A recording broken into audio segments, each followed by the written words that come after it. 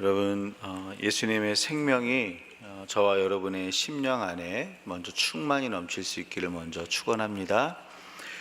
1986년 우크라이나에 있는 체르노빌 원자력 발전소가 폭발했을 때 옥사나라는 한 소녀가 태어났습니다. 이 소녀는 방사능에 의해서 오염돼서 기형으로 태어났는데요. 엄지손가락이 없었어요. 그리고 손은 물갈퀴같이 서로 손이 붙어 있었어요. 콩팥이 없었고 위장도 일부분이 없었습니다. 무엇보다도 이 아이에게 자신을 품어줄 엄마가 없었어요. 그 이유는 엄마가 이 아이를 버렸기 때문이에요.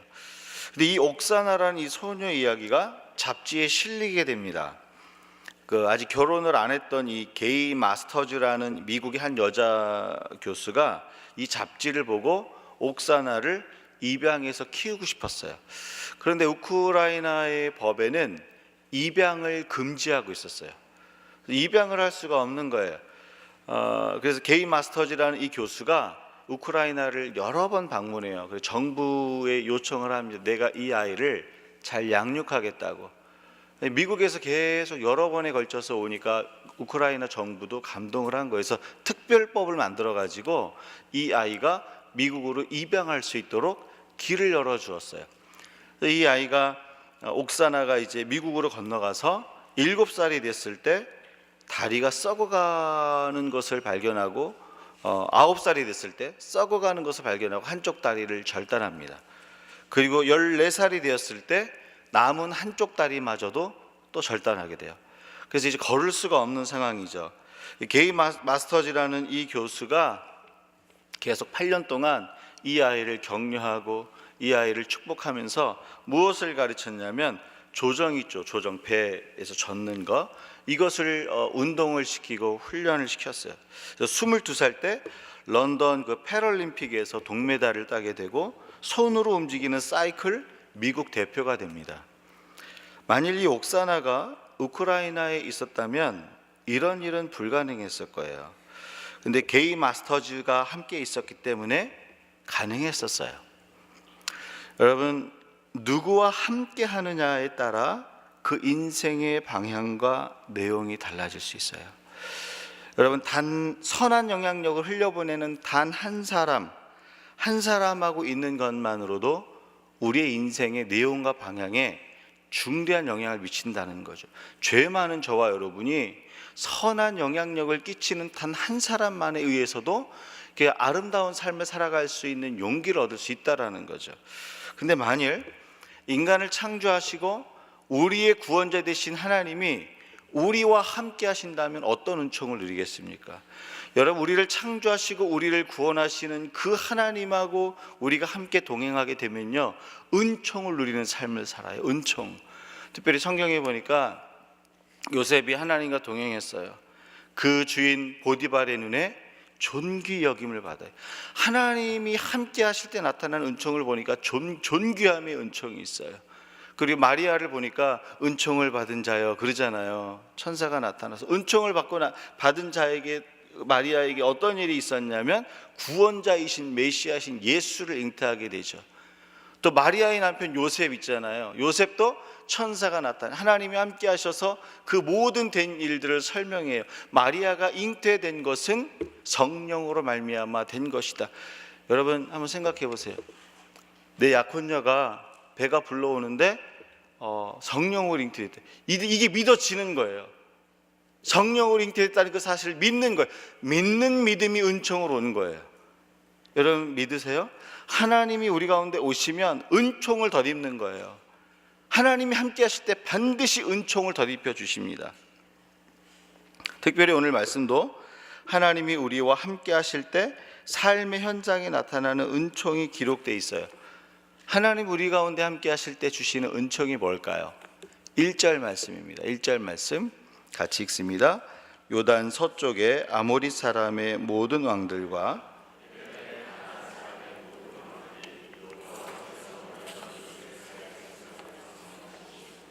우리를 건너게 하셨음을 듣고 마음이 녹았고 그 이스라엘 자손들 때문에 정신을 잃었더라.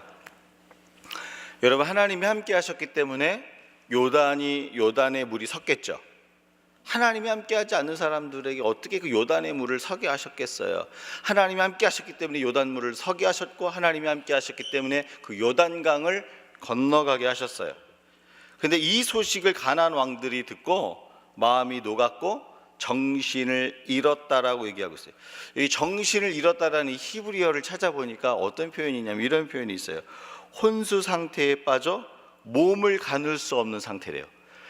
혼수 상태에 빠지니까 정신을 잃어서 수족을 움직이기가 힘든 거예요. 수족을. 그런데 이게 한 사람만 그런 게 아니라 아모리 사람의 모든 왕들과 가나안 사람의 모든 왕들이 마음이 녹아서 수족을 움직이기가 힘들었다라는 거죠. 한두 사람이 두려워서 떨 수 있겠지만 그 땅의 모든 왕들이 하나님이 하신 일을 듣고 두려움에 사로잡혔다는 것은요, 하나님께서 그들의 마음을 주장하셨다는 거예요. 하나님께서 그들의 마음을 다스리셨다는 거예요. 하나님께서 그들의 마음을 통치하셨다라는 거예요. 여러분, 성읍을 빼앗는 것보다 더 어려운 것이 있는데 그게 바로 마음을 빼앗고 마음을 정복하는 거예요. 여러분, 그렇게 생각하세요? 성읍을 빼앗는 것보다 더 힘든 게 뭐냐면 마음을 얻는 거예요. 마음을. 여러분, 이 연애하는 그 청춘 남녀가 뭐 때문에 힘들어하는 줄 아세요?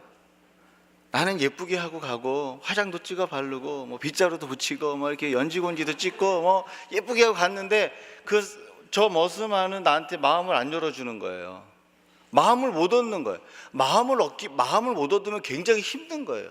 뭔가 나는 남자 준비가 돼 있어. 원하는 집도 준비가 돼 있고 뭐도 준비돼 있고 직업도 준비돼 있고 다 준비가 돼 있어서 결혼만 하면 될 것 같은데 마음을 안 열어주는 거예요. 다 준비가 돼 있어도요, 마음을 얻는 것이 굉장히 어려운 거예요. 여러분, 일제시대에 왜 일본 사람들이 한국 사람들의 말과 언어를 사용하지 못하게 했을까요? 여러분, 왜 말과 언어를 빼앗고자 했을까요? 그것은 한국 사람들의 토지와 나라와 건물과 이 모든 것들을 다 차지했는데 한국 사람의 마음을 빼앗지 못한 거예요. 마음을 빼앗지 못하니까 이 한국 사람들이 계속적으로 일본에 대해서 항거합니다. 계속 도전하는 거예요. 이게 싫은 거예요. 그래서 어떻게 했냐면 한국 사람들의 마음을 빼앗기 위해서 한글을 못 쓰게 하고 그들의 말을 못 쓰게 했죠. 여러분, 수많은 군대, 수많은 사람, 수많은 시간을 들여서 한국 사람이 조선인들의 마음을 빼앗으려고 했지만 빼앗았습니까? 못 빼앗았습니까? 못 빼앗았다라는 거죠. 그 수많은 군인, 수많은 시간, 그 수많은 노력을 들여서도 한국 사람의 마음을 빼앗지 못한 거예요. 뭐 얘기하는지 아세요? 성읍을 빼앗는 것보다 사람의 마음을 얻고 빼앗는 것이 더 힘든 거라는 거죠. 그런데 오늘 말씀에 보니까 하나님께서 모든 왕의 마음을 높게 만드시고 정신을 혼미하게 만들었다라고 말하고 있어요. 무엇을 말합니까? 마음을 정복하고 얻는 것이 하나님이 함께 하심으로 인해 오는 은총이라는 거예요. 돈으로도 사람 마음 못 얻어요. 여러분, 내 직업과 직위로도 마음 못 얻어요. 내가 갖고 있는 것으로요, 어떤 여인의 마음 못 얻어요. 여기 청년들 잘 들으세요. 마음 얻는 게 굉장히 쉽지 않는 일입니다. 근데 마음은 누구를 통해서 얻는 거냐면 하나님이 그걸 얻게 하세요. 하나님이 그 마음을 주관하시고 하나님이 그 마음을 다스리잖아요. 그럼 그 마음을 얻어요. 따라서 하나님께서 함께 하실 때 사람들의 마음을 얻는 은총을 주세요. 사람의 마음을 얻고 정복하는 은총을 주신다는 거죠. 이면수 목사님 우리 2년 전에 한번 오셨었는데요. 북한에 계셨을 때, 사로잡혔을 때 2년이 지나는 시점에서 그런 생각이 나갈 수 있을까 이런 생각을 하셨나 봐요. 너무너무 힘드셨던 거죠. 나올 수 있는 방법과 길이 보이지 않았던 거예요. 근데 무슨 이유인지 모르겠지만 북한의 그 김정은 그 지도자 있잖아요. 김정은 씨가 서구 사회하고 대화할 마음을 가진 거예요. 가만히 있다가 갑자기 내가 서구 사회하고 대화를 가져야겠다, 이 마음을 가진 뒤에 그 마음의 변화로 인해서 이면수 목사님이 풀려나게 돼요. 이면수 목사님의 간증을 들어보니까 하나님 저를 풀어주십시오, 그러면서 하나님을 소망하며 하나님을 바라봤더니 하나님이 김정은의 마음을 움직여주시고 풀어주셨다라고 간증을 하는 걸 우리가 다 들었잖아요. 그때 김정은이 이 목사님을 풀어줄 상황도 정치적인 이유도 없었어요. 이 고백이 이거예요. 유다 백성이 바벨론의 포로로 사로잡혔을 때에 그 바벨론의 그 고레스 왕이 왕의 마음을 감동시키사 그 유다인들을 다시 돌이키게 했던 것처럼 하나님이 김정은의 마음을 감동시키사 나를 풀어주셨다, 이렇게 고백했어요. 상황이요, 풀어줄 상황, 이유 이런 걸 찾을 수가 없어요. 근데 풀려난 거예요. 북한은 어떤 곳입니까, 여러분? 인간의 능력과 방법으로 그 빗장을 풀기가 가장 어려운 나라예요. 근데 우리는 그 이유와 그 원인을 잘 모른 채 김정은이가 마음을 풀어서 이면수 목사님을 풀어줬어요. 정확하게 무엇 때문에 그렇게 된지 알지 못했지만 그곳에 있었던 목사님 고백은 하나님이 그 마음을 감동시키사 그렇게 하셨다라는 거죠. 사랑하는 여러분, 사람의 마음을 얻는 것은요, 하나님의 은총으로 오는 거예요. 저와 여러분이 직장에서 믿지 않는 세상 사람들과 함께 일하는 것이 쉽지가 않아요. 그래서 저와 여러분이 할 수 있는 일이 많지 않아요. 그렇죠? 그래요. 그래요. 여러분, 직장에 가서 저와 여러분이 조금 정직하게 살려고 그러면 뭐라 그래요? 꼴값 떨고 있네. 너 혼자만 의롭냐? 이렇게 얘기를 한단 말이에요. 또 직장에서 내가 조금 여러 가지 좀 실수를 하게 되면 예수 믿지 않는 사람들보다 어떻게 합니까? 더 핍박을 해요. 예수 믿지 않는 사람들에게는 1이라는 핍박을 했다 그러면 예수 믿는다는 이유로 그러면 그렇지, 그러면서 2, 3, 4, 5에 핍박을 한다라는 거죠. 그래서 저와 여러분이 할 수 있는 게 많지 않아요. 그런데 할 수 있는 것이 많지 않지만 저와 여러분이 할 수 있는 게 있어요. 주님의 은총을 구할 수 있는 방법이 하나 있어요. 뭐냐면 사람의 마음을 얻는 일에 주님께 간구를 하는 거예요. 근데 이게 사람의 마음을 얻는 은총을 누구로부터 오느냐? 하나님과 동행하고 하나님이 함께 하시는 사람에게 주시는 거예요. 하나님, 저 사람의 마음을 주옵소서. 하나님, 마음을 얻게 해달라고. 여러분, 핍박하는 배우자의 마음을 정복하고 얻게 하세요. 직장 사람들의 마음을 얻게 하시고 정복하는 은총을 주신다라는 거죠. 사람의 마음을 얻고 정복하게 하는 것이 하나님의 은총으로 주시는 축복이라는 거예요. 여러분 믿으세요? 그러니까요, 배우자의 마음을 내가 막 조정하려고 해도 조정할 수도 없고요. 그 마음을 하나님이 움직이셔야 돼요. 하나님의 손에 달려 있어요. 그 마음은. 내가 아무리 무슨 수단과 방법을 쓴다 할지라도 그 마음은 사람이 주장할 수가 없어요. 여러분 믿으십니까? 사람의 마음을 주장하시고 통치하시고 다스리시는 은총을 함께 하시는 자들에게 주신다 그랬어요. 두 번째, 하나님이 우리와 함께 하실 때 삶의 현장에 나타나는 은총은 뭡니까? 3절과 14절이에요. 같이 함께 읽습니다. 여호수아가 부싯돌로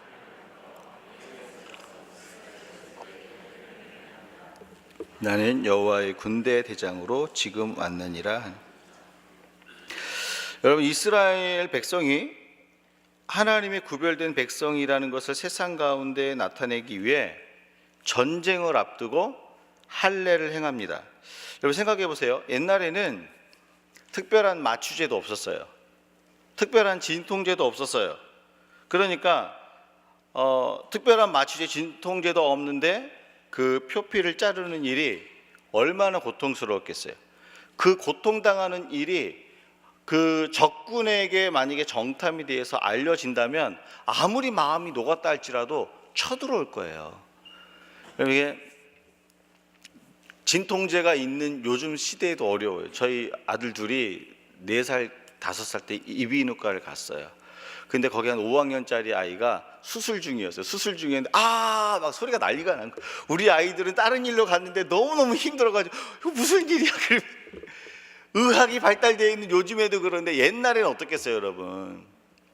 고통이 극심한다는 사실을 알고 사람들이 쳐들어오면요, 남자는 전투력 상실이에요. 그냥 죽는 거예요. 우린 이런 생각을 할 수 있어요. 왜 하필 지금 이 타이밍에 할례를 해야 되나? 여러분 한번 생각해 보세요. 전쟁 다 끝나고 할례하면 안 돼요? 그렇죠?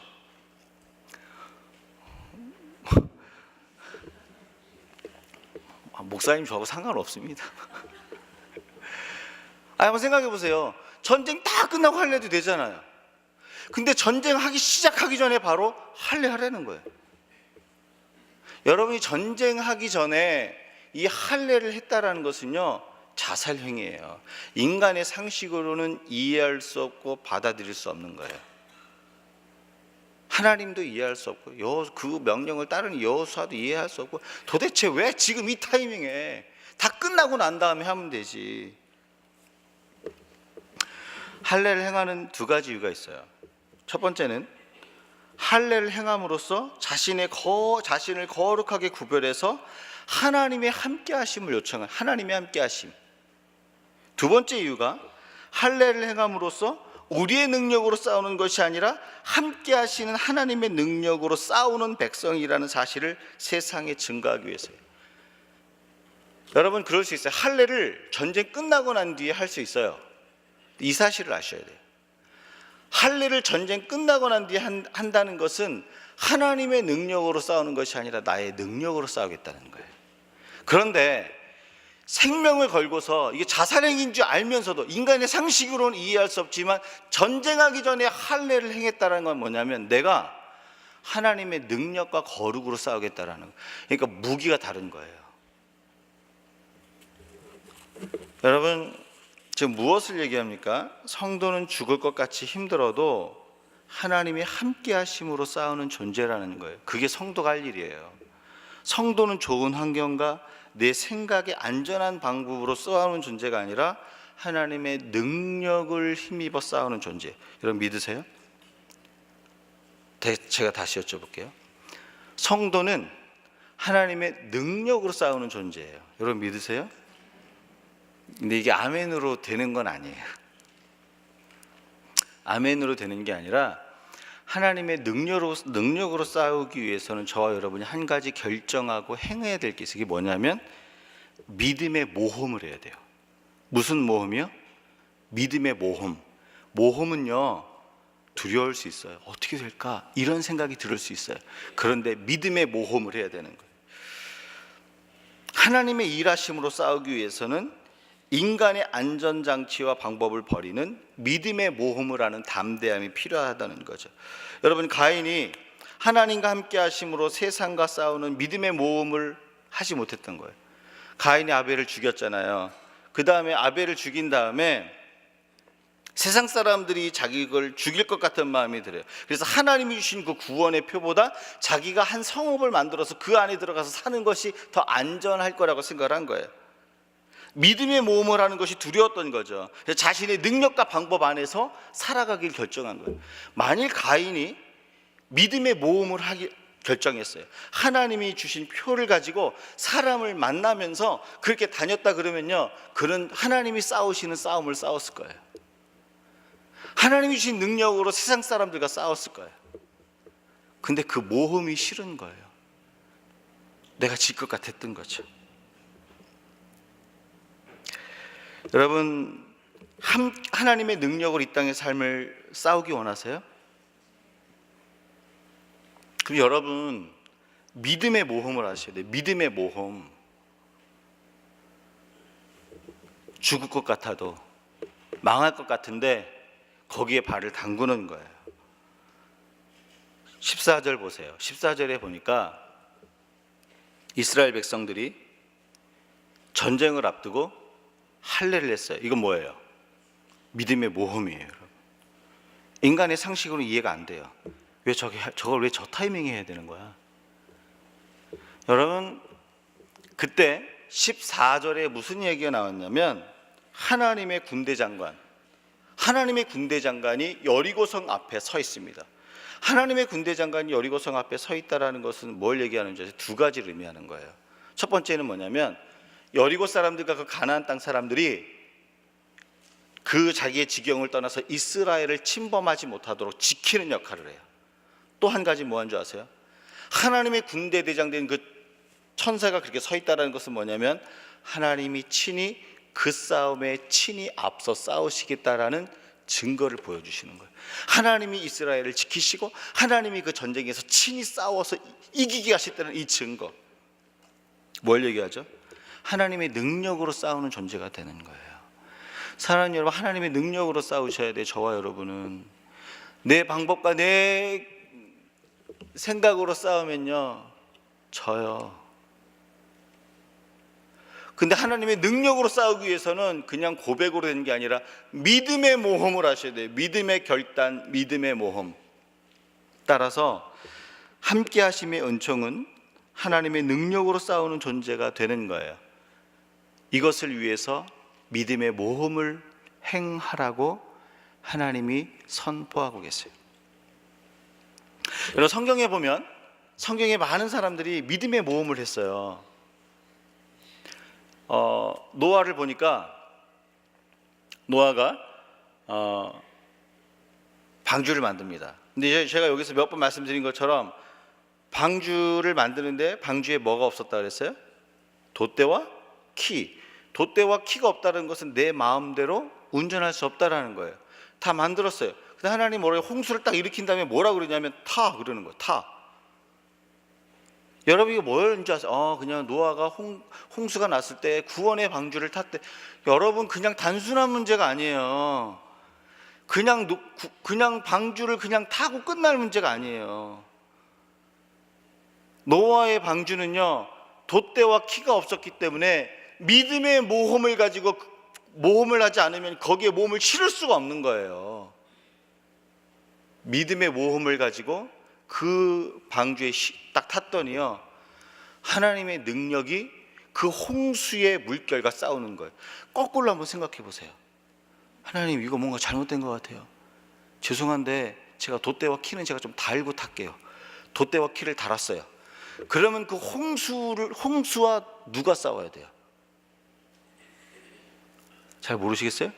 노아 아저씨가 싸워야 돼요. 노아. 키와 돛대를 잡고 있기 때문에 노아가 그 홍수와 싸워야 되는 거예요. 근데 돛대와 키가 잘렸어요. 그러면 그 홍수를 누가 싸워요? 하나님이 싸우시. 이게 방주를 탄 사람의 삶의 모습이고 내용이에요. 여러분 믿음의 모험을 하셔야 돼요. 가능할까? 인생의 운전대를 내려놓으셔야 돼요.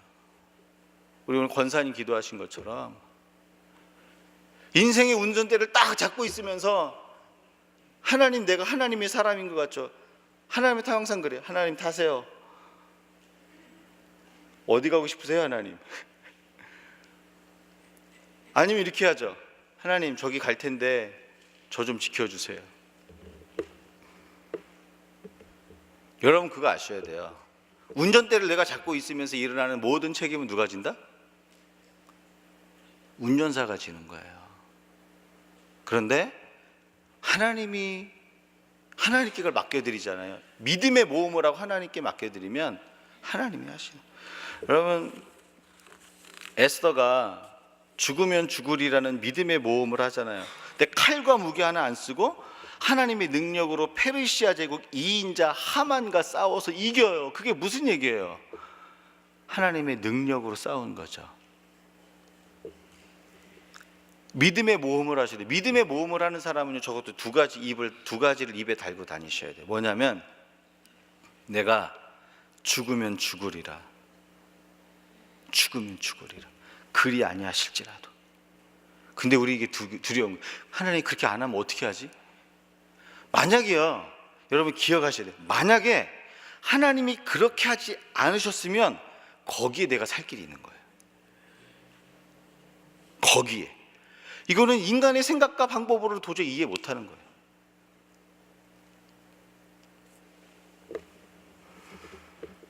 하나님, 전쟁 끝나고 할래 하면 안 돼요?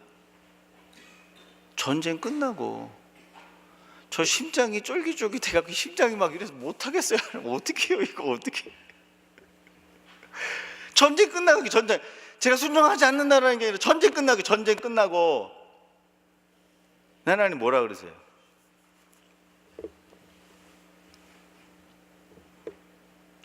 전쟁하기 전에 하자. 아가야, 전쟁하기 전에 하자. 내가 싸울게. 그 증거가 어디 있어요? 14절. 하나님의 군대 장관이 이스라엘을 위해서 서 있는 거예요. 우리를 위하십니까? 물어보잖아요. 너희를 위한다고. 사랑하는 여러분, 하나님이 함께 하시는 능력으로 싸우는 게 은총이에요. 은총. 여러분 이거 경험하셔야 돼요. 이거 경험하셔야 돼요. 마지막으로 하나님이 우리와 함께 하실 때 삶의 현장에 나타나는 은총이 뭡니까? 12절 말씀 같이 읽습니다. 또 그 땅의 소산물을 먹은 다음 날에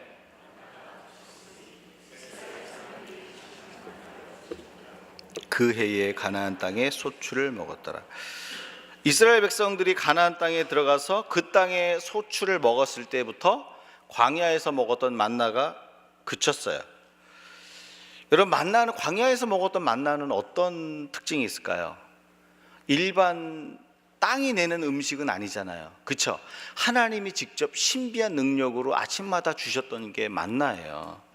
그래서 수고하지 않고 노동하지 않아도 그냥 나가서 거둘 수 있는, 하나님의 은혜로 얻을 수 있는 식량이었고, 하나님의 신비함 가운데 어떻게 생기는지 인간의 이 능력으로 이해가 안 돼요. 그래서 여러분, 만나를 거둘 때 두 가지를 사실 기쁨이 있어요. 이거 거두는 두 가지 기쁨이 있어요. 뭐냐면 실제로 만나는 우리 육신을 배부르게 했기 때문에 그걸 거두면서 그 거두는 육체적인 그 배부름의 기쁨이 있어요. 또 한 가지는 뭐냐면 이게 어떻게 생기는지 모르지만 하나님의 신비한 능력으로 주신 거기 때문에 그 만나를 거두면서 무슨 생각을 하냐면 하나님이 주셨어, 하나님이 함께 하셨어, 그러면서 하나님을 묵상할 수 있는 영적인 기쁨을 거두는 거예요. 그러니까 육적인 양식을 거두는 기쁨, 영적인 양식을 거두는 기쁨이 만나에게 있어요. 만나를 거두면서 누려요. 그런데 가나안 땅에 들어가서 그 만나가 그쳤어요. 하나님 안 주시는 거예요. 하나님 왜 만나를 안 주셨을까요, 여러분?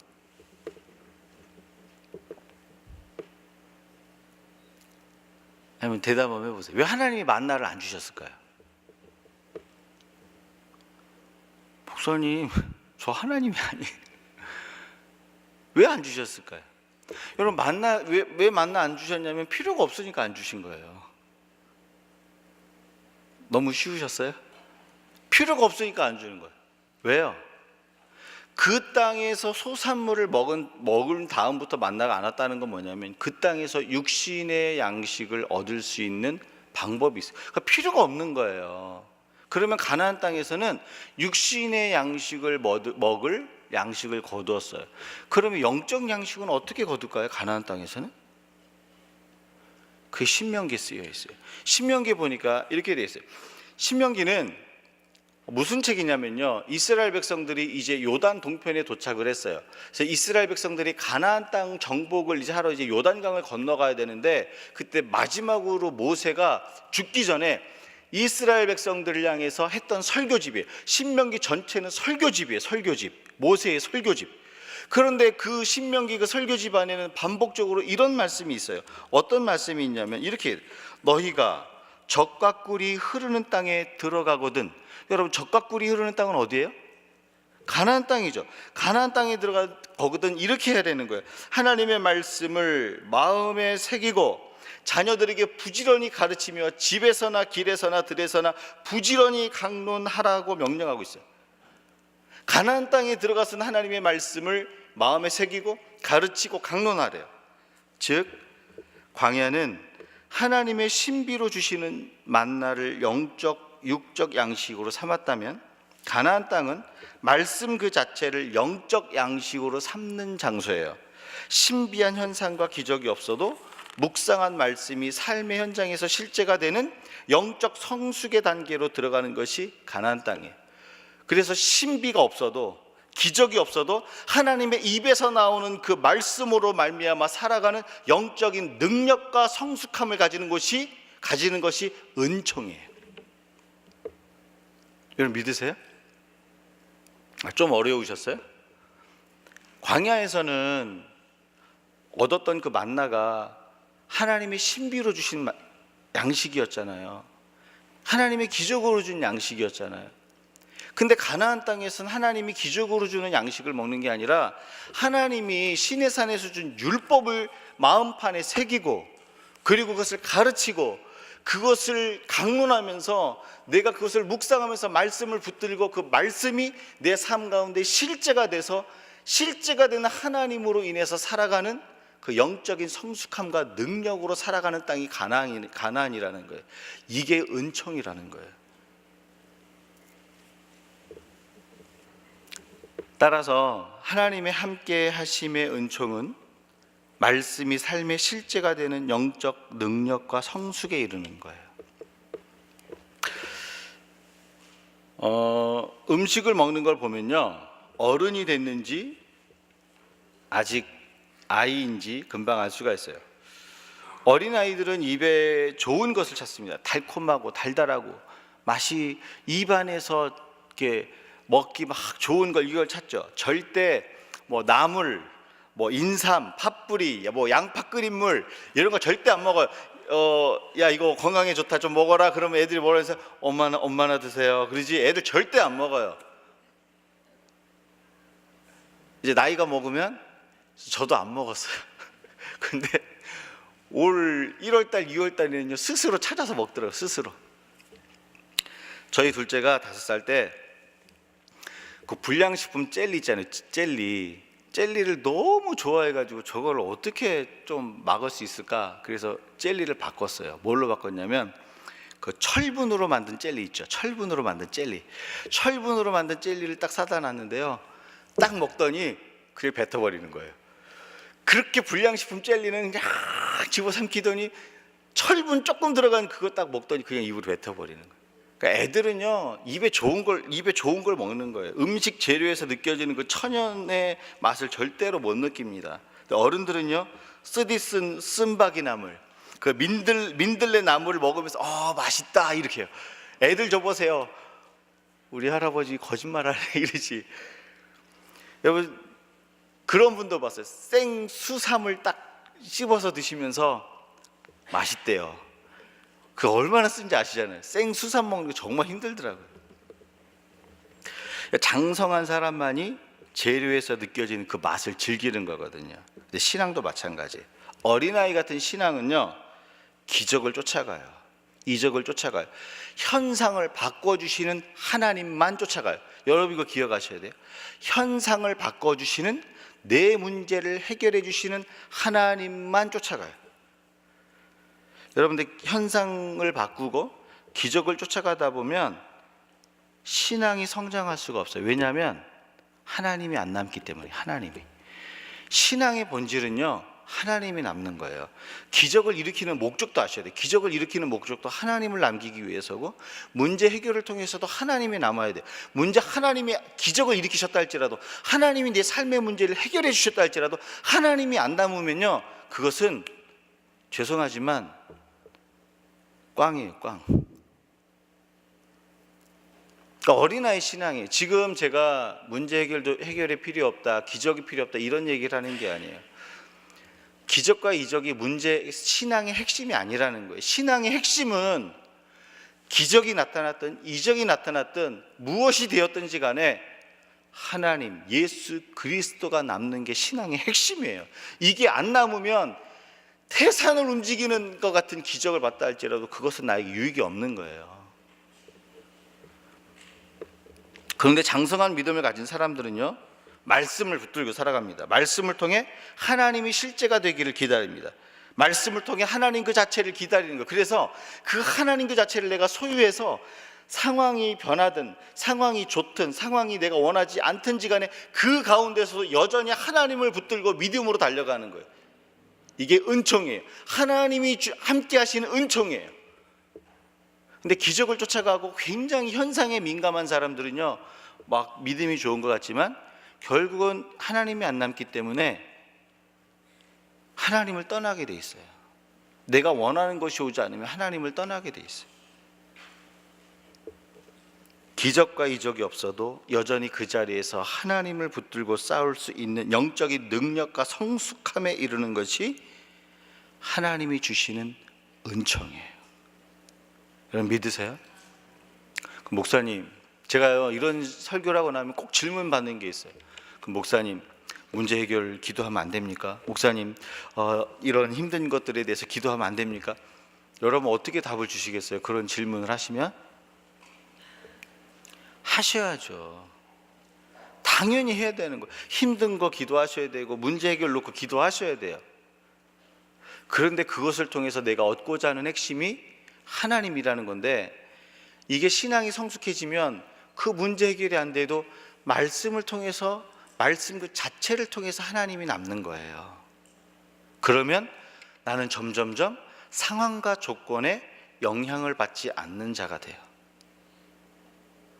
여러분 믿으세요? 그렇다고 마음이 안 힘들고 이렇다라는 게 아니에요.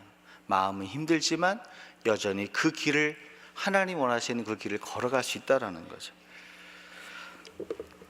말씀을 정리합니다. 함께 하심의 은총을 누리는 자들은 사람들의 마음을 얻게 하세요. 함께 하시는 은총은요, 사람의 마음을 얻게 하는 거예요. 하나님의 능력으로 세상과 싸우는 믿음의 모험을 하게 하세요. 그게 하나님의 은총이에요. 믿음의 모험을 하면서 우리를 위해 싸우시는 하나님을 보는 거예요. 또 말씀을 통해 하나님을 소유하는 영적인 능력과 성숙함을 우리가 은총으로 받는 거예요. 여러분 그러면요, 이기는 거예요. 승리하는 거예요. 오늘 말씀을 기억하면서